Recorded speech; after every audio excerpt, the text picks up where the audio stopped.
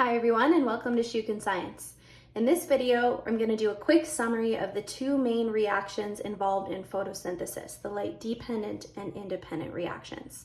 I'm going to summarize this all in table format so that we can understand where the reactions take place, what they require, what they produce, and then just a quick summary of the key processes that we should know in each. So, as a reminder, this is the overall reaction of photosynthesis. Carbon dioxide and water react with a little bit of energy from the sun to produce our main product here, glucose, and a byproduct of oxygen. And this all starts with the light-dependent reactions, which occur mostly within the thylakoid of chloroplasts and also in the thylakoid membrane.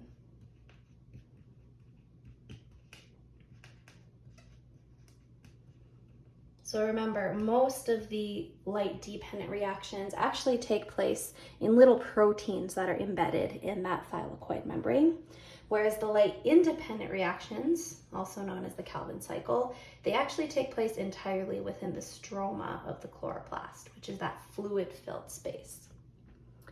So in terms of the reactants, the light-dependent reactions require this reactant here, the water.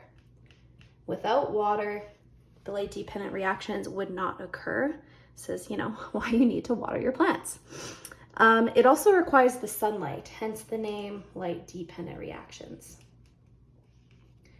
And although I wouldn't necessarily call sunlight a reactant because it's not reacting with anything, it does help to catalyze some of the reactions in this step. So specifically, the sunlight is used to split the water molecules, which we call photolysis. And of course, the sunlight is absorbed by chlorophyll, and then that chlorophyll, remember, it transfers that into chemical energy to excite electrons inside of the photosystems, which we call photoexcitation.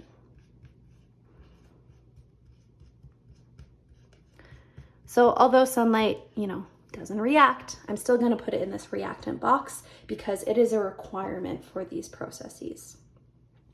Now, if you recall from our video on the light-dependent reactions, the reason why the water is needed to be split is to generate a hydrogen ion gradient. And as those hydrogen ions move through ATP synthase from high to low concentration, they end up making ATP. And that process, by the way, is called chemiosmosis.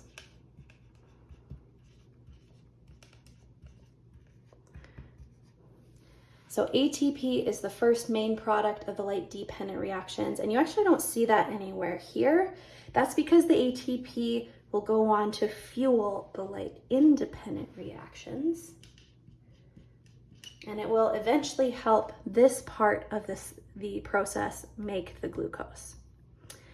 The other main product of the light-dependent reactions is NADPH, and that's also produced through moving electrons down the electron transport chain, not, however, linked to the chemiosmosis. So the hydrogen ion gradient that is built doesn't have anything really to do with the NADPH. However, this is the product of moving the electrons down those proteins. So both ATP and NADPH are produced during these first steps. And because we're splitting water during this process, this is also where oxygen is produced. So the O2 that you see down here is produced as a byproduct during the light-dependent reactions. One other process we should keep in mind is that both of these molecules are produced through reduction reactions. So we should be able to associate that term with the production of those two molecules. And the NADPH, just like the ATP, is also a reactant in the light-independent reactions. Both of them are required for specific steps in those reactions. Another requirement, which you'll actually see down here, is carbon dioxide. So CO2 needs to link with RUBP in order to kick off the light-independent reactions. That's that first step of carbon fixation. And then the ATP and NADPH help to make the main product called G3P, which, as we know, is a building block of glucose. So although I wouldn't, again, necessarily say glucose is a product of these reactions, because G3P is technically the main product, you know, when we link two G3Ps together, it does give us a glucose. So that's where that comes in. And the processes that we should be familiar with here are just the main steps that are occurring. So we should understand that carbon fixation is the process of binding CO2 to RUBP to kick off the whole reactions. So carbon fixation is an important term we should understand. And then we need to understand those steps of activation and reduction.